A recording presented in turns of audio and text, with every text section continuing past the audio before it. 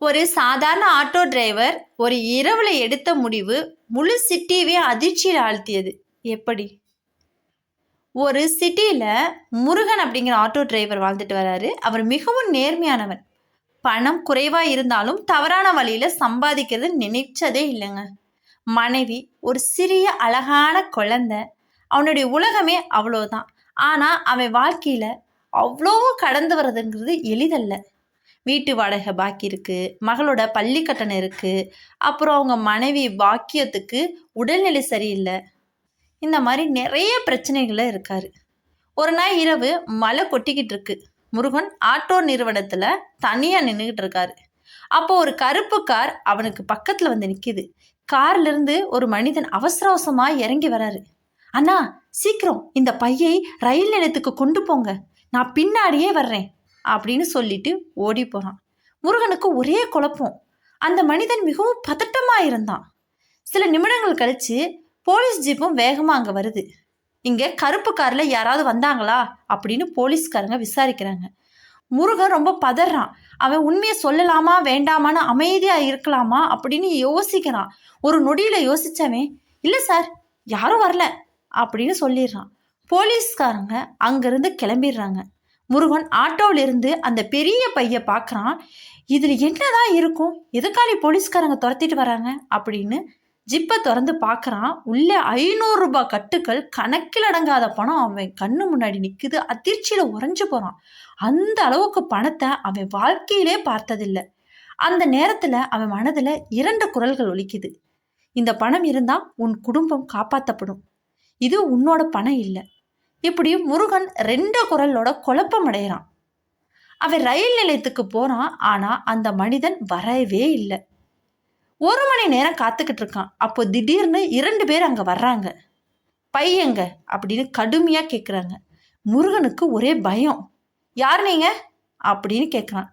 அவங்க மெதுவாக ஒரு புகைப்படத்தை காட்டுறாங்க. அது அந்த கருப்பு காரில் வந்து இறங்கினார் பார்த்தீங்களா, அந்த ஆளோட புகைப்படம் தான். ஆனால் அந்த படத்தில் தேடப்படும் அந்த ஆள் ஒரு குற்றவாளி அப்படின்னு காட்டப்படுது. முருகன் அதிர்ச்சி அடைகிறான். அந்த பணம் சட்டவிரோதமான பணம் அப்படின்னு அப்பதான் அவனுக்கு புரியுது. அந்த இருவரும் அவனை மிரட்டுறாங்க. பைய கொடு, இல்லைன்னா உன் குடும்பமே ஆபத்தை சந்திக்கும் அப்படின்னு முருகனை மிரட்டுறாங்க. முருகன் ரொம்ப பயந்து போகிறான். ஆனால் அவன் மனச்சாட்சி அவனை விடவே இல்லை. உடனே அங்கிருந்து ஆட்டோவுக்கு வேகமாக ஓடுறான். அந்த இருவரும் பின்தொடர்றாங்க. ஆட்டோலேருந்து வேகமாக அந்த மழை கொட்டிக்கிட்டு இருக்க அந்த இரவு நேரத்தில் வேகமாக சாலையில் ஓட்டிக்கிட்டு போகிறான். இது சினிமா பட பாணியில் இருக்குது, துரத்திக்கிட்டு போகிறது. முருகன் தன்னோட பழைய நண்பன் ரவி வீட்டுக்கு போகிறான். ரவி ஒரு செய்தியாளர், பத்திரிகை நிறுவனர். முருகன் நடந்தது எல்லாத்தையும் ரவி கிட்ட சொல்கிறான். ரவி அதிர்ச்சி அடைகிறான். இந்த பணம் ஒரு பெரிய அரசியல்வாதியோட ஊழல் சம்பந்தமாக இருக்கலாம் அப்படின்னு அவங்க யோசிக்கிறாங்க. போலீஸ்காரங்களை நம்பலாமா வேணாமாங்கன்னு ரொம்ப சிந்திக்கிறாங்க. ஏன்னா இந்த விஷயத்துல சில போலீஸாரும் சம்பந்தப்பட்டிருக்கலாம் அப்படின்னு ரவி சந்தேகப்படுறான். அடுத்த நாள் காலையில செய்தியில பெரிய அதிர்ச்சி. பல கோடி ரூபாய் ஊழல் பணம் மாயம். முருகன் ரொம்ப பயப்படுறான். இப்போது அவனோட பேர் வந்து வெளியில வந்தா என்ன ஆகும், குடும்பம் ரொம்ப ஆபத்துல போய் மாட்டிக்குமே அப்படின்னு பயப்பட ஆரம்பிக்கிறான். அதே நேரத்துல அந்த பணத்தை வச்சுக்கிட்டு இருந்தாலும் அவன் வாழ்க்கையில முழுவதும் குற்ற உணர்வோட தான் வாழணும். அன்னைக்கு இரவு முருகன் ஒரே குழப்பத்தில் போய் தூங்கிட்டு ஒரு முடிவோட சரி காலையில் பார்த்துக்கலாம் அப்படின்னு தூங்குறான். அவன் காலையில் எந்திரிச்சுன்னு நேராக போனது எங்கே தெரியுமா, மாவட்ட ஆட்சியர் அலுவலகத்துக்கு தான். அங்கே எல்லா உண்மையும் சொல்லிடுறான். முதல்ல யாருமே நம்பலை. பிறகு சிசிடிவி ஃபுட்டேஜை பார்த்ததுக்கப்புறம் முருகன் சொன்னது எல்லாமே உண்மைதான் அப்படின்னு தெரிய வருது. அந்த ஊழல் கும்பலையும் கைது பண்ணிடுறாங்க. செய்திகளில் முருகன் வந்து ஹீரோ ஆனான். ஆனால் அவன் சிரிக்கவே இல்லை.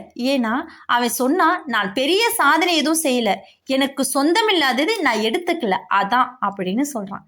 சில நாட்கள் கழித்து முருகனோட மக கேட்குறா, அப்பா பள்ளிக்கூடத்தில் எல்லாருமே கேட்குறாங்க, அப்பா நீங்கள் ஹீரோவா, நீங்கள் உண்மையாகவே ஹீரோ தானா அப்படின்னு கேட்குறாங்க. உடனே முருகன் சிரிச்சிட்டே, இல்லைம்மா, தவறான வழி தெரிந்திருந்தும் அதில் போகாதவன் தான் உண்மையான ஹீரோ அப்படின்னு சொல்கிறான் முருகன். அப்போ சிறுமி பெருமையாக தன்னோட அப்பாவை கட்டி பிடிச்சிக்கிறான். இதுல இருந்து என்ன தெரியுது அப்படின்னா, என்ன கஷ்டத்தில் இருந்தாலும் நேர்மையான முடிவு தான் வாழ்க்கையை மட்டுமில்ல நம்மளோட மனச்சாட்சியும் சேர்த்து காப்பாற்றும். ஓகே ஃப்ரெண்ட்ஸ், இந்த கதை உங்களுக்கு பிடிச்சிருக்கு நம்பரே. மறக்காம லைக் அண்ட் சப்ஸ்கிரைப் பண்ணுங்க.